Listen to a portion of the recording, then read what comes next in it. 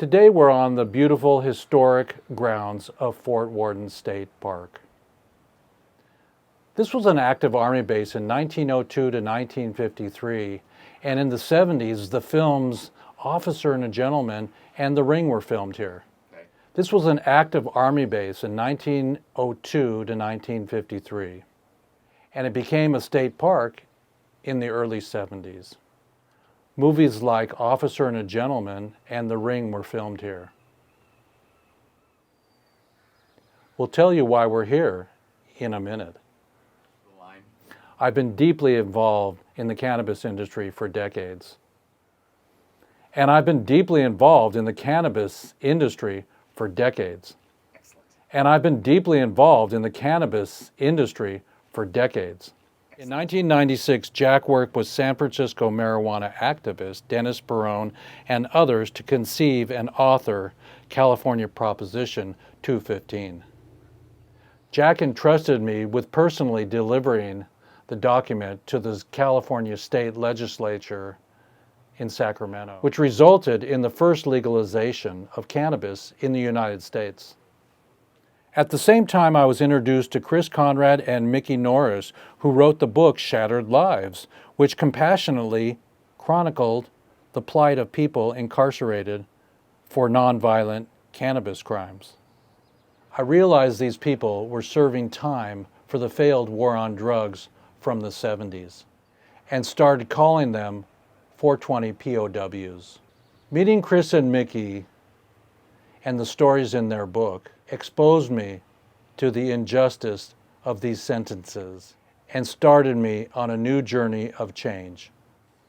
In 2015, I went to Missouri State Penitentiary in Jefferson City, Missouri, where I interviewed Jeff Mazansky, the first ever 420 POW to be interviewed in prison.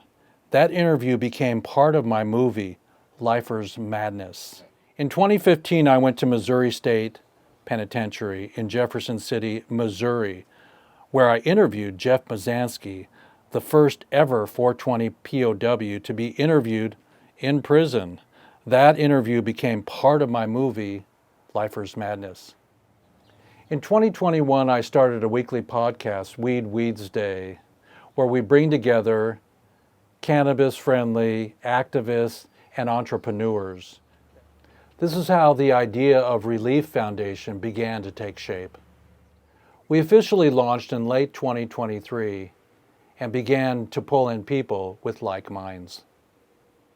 eLeaf Foundation brings awareness to and advocates for the release of people unjustly imprisoned for outdated, nonviolent cannabis offenses, the 420 POWs.